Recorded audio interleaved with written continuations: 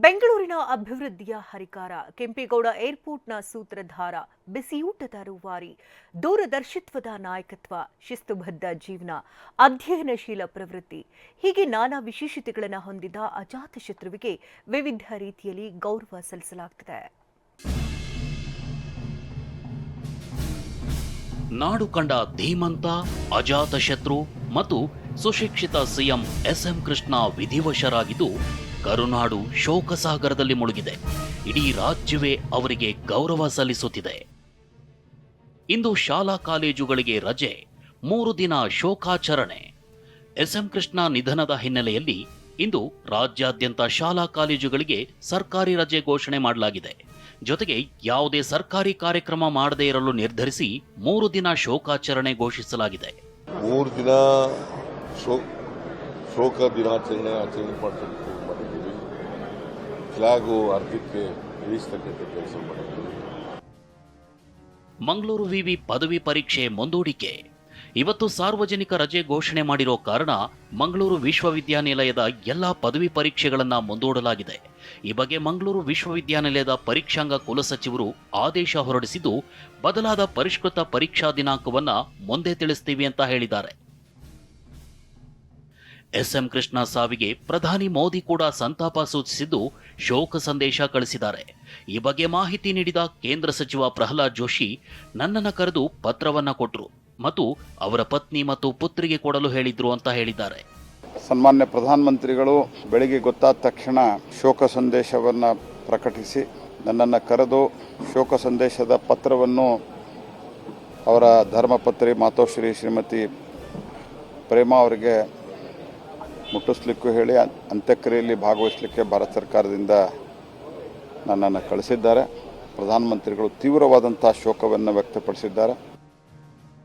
ಮಂಡ್ಯದಲ್ಲಿ 100 ಬೆಡ್ನ ಹೆರಿಗೆ ಆಸ್ಪತ್ರೆಗೆ ಕೃಷ್ಣ ಹೆಸರು.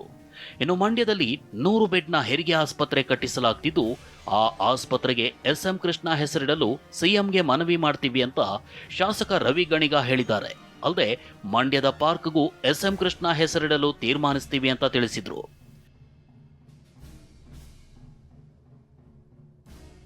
ಇದರ ಜೊತೆಗೆ ಬೆಂಗಳೂರಿನ ವಿಧಾನಸೌಧ ಬಳಿ ಕೃಷ್ಣ ಪುತ್ಥಳಿ ಸ್ಥಾಪನೆಗೆ ಎಚ್ಕೆ ಪಾಟೀಲ್, ಮಾಗಡಿ ಶಾಸಕ ಎಚ್ಸಿ ಬಾಲಕೃಷ್ಣ ಮನವಿ ಮಾಡಿದ್ದಾರೆ. ಆದರೆ ಈ ಬಗ್ಗೆ ಪ್ರತಿಕ್ರಿಯೆ ನೀಡಿದ ಸಿಎಂ ಸಿದ್ದರಾಮಯ್ಯ ಚರ್ಚೆ ಮಾಡಿ ತೀರ್ಮಾನ ಅಂದಿದ್ದಾರೆ.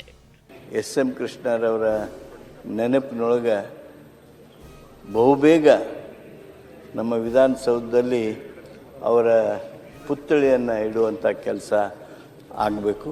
ಸನ್ಮಾನ್ಯ ನಮ್ಮ ಮುಖ್ಯಮಂತ್ರಿಗಳಾದ ಸಿದ್ದರಾಮಯ್ಯನವರಲ್ಲಿ ತಮ್ಮಲ್ಲಿ ಮನವಿಯನ್ನ ಮಾಡ್ತೇನೆ.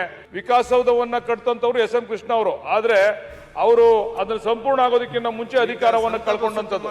ಅದಕ್ಕೆ ಅವರ ಹೆಸರು ಚಿರಸ್ಥಾಯಿಯಾಗಿ ಉಳಿಲಿ, ಅವರ ಪ್ರತಿಮೆಯನ್ನ ತಮ್ಮ ಅಧ್ಯಕ್ಷತೆಯಲ್ಲಿ ಮುಖ್ಯಮಂತ್ರಿಯವರ ನೇತೃತ್ವದಲ್ಲಿ ಅದನ್ನ ವಿಕಾಸಸೌಧ ಮತ್ತು ವಿಧಾನಸೌಧದ ಮಧ್ಯದಲ್ಲಿ ಅನಾವರಣ ಮಾಡಬೇಕು ಅಂತಕ್ಕಂಥ ಒತ್ತಾಯವನ್ನ ಮಾಡಿ ತೀರ್ಮಾನ ಮಾಡಬಹುದು. ವಿಕಾಸಸೌಧ ಚರ್ಚೆ ಮಾಡ್ತೀವಿ. ಕೃಷ್ಣ ಹೆಸರಲ್ಲಿ ಪ್ರಶಸ್ತಿ ಸ್ಥಾಪಿಸಿ ಎಂದ ತೇಜಸ್ವಿ ಸೂರ್ಯ. ಇನ್ನು ಎಸ್ಎಂ ಕೃಷ್ಣ ಅವರ ಬಗ್ಗೆ ಮಾತನಾಡಿ, ಬಿಜೆಪಿ ಸಂಸದ ತೇಜಸ್ವಿ ಸೂರ್ಯ ಅವರು ದೂರದೃಷ್ಟಿಯ ರಾಜಕಾರಣಿಯಾಗಿದ್ರು. ಬೆಂಗಳೂರು ಐಟಿ ಹಬ್ ಆಗಲು ಅವರೇ ಕಾರಣ. ಹೀಗಾಗಿ ಬೆಂಗಳೂರಿಗೆ ಕೊಡುಗೆ ಕೊಡುವವರಿಗೆ ಎಸ್ಎಂ ಕೃಷ್ಣ ಹೆಸರಲ್ಲಿ ಪ್ರಶಸ್ತಿ ಕೊಡೋ ಕೆಲಸ ಮಾಡಲಿ ಅಂತ ಮನವಿ ಮಾಡಿದ್ರು. ನಾನು ಮಾನ್ಯ ಮುಖ್ಯಮಂತ್ರಿಗಳಲ್ಲಿ ಮತ್ತು ಮಾನ್ಯ ಉಪಮುಖ್ಯಮಂತ್ರಿಗಳಲ್ಲಿ ನಾನು ಅವರಿಗೆ ಮನವಿ ಮಾಡ್ತಾ ಇದ್ದೀನಿ.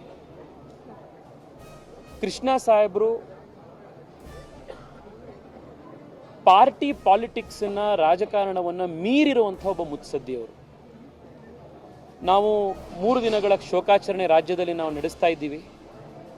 ಆದರೆ ಅದು ಇಲ್ಲಿಗೆ ನಿಲ್ಲಬಾರ್ದು. ಕೃಷ್ಣ ಅವರ ನೆನಪನ್ನು ಗಟ್ಟಿ ಮಾಡಲಿಕ್ಕೆ ಮಾನ್ಯ ಮುಖ್ಯಮಂತ್ರಿಗಳು, ಉಪಮುಖ್ಯಮಂತ್ರಿಗಳು ಮತ್ತು ರಾಜ್ಯ ಸರ್ಕಾರ ಒಂದು ರಾಜ್ಯ ಮಟ್ಟದ ಪ್ರಶಸ್ತಿಯನ್ನು ಅವರ ಹೆಸರಿನಲ್ಲಿ ಸ್ಥಾಪನೆ ಮಾಡಬೇಕು. ಬೆಂಗಳೂರಿಗೆ ಕೊಡುಗೆ ಕೊಡುವಂಥ ನಾಯಕರಿಗೆ, ಬೆಂಗಳೂರಿಗೆ ಕೊಡುಗೆ ಕೊಡುವಂಥ ವ್ಯಕ್ತಿಗಳಿಗೆ ಈ ಪ್ರಶಸ್ತಿಯನ್ನು ಗುರುತಿಸಿ ಅವರಿಗೆ ಕೊಡಬೇಕು. ಇನ್ನು ರಾಜ್ಯದ ಮಾಜಿ ಸಿಎಂ ವಿಧಿವಶರಾದ ಕಾರಣ ಕೆಂಪೇಗೌಡ ಏರ್ಪೋರ್ಟ್ನಲ್ಲೂ ಶೋಕಾಚರಣೆ ಆಚರಿಸಲಾಯಿತು. ರಾಷ್ಟ್ರಧ್ವಜವನ್ನ ಅರ್ಧಕ್ಕಿಳಿಸಿ ಎಸ್ಎಂ ಕೃಷ್ಣಗೆ ಗೌರವ ಸೂಚಿಸಲಾಯಿತು. Bureau report, ಟಿವಿ9.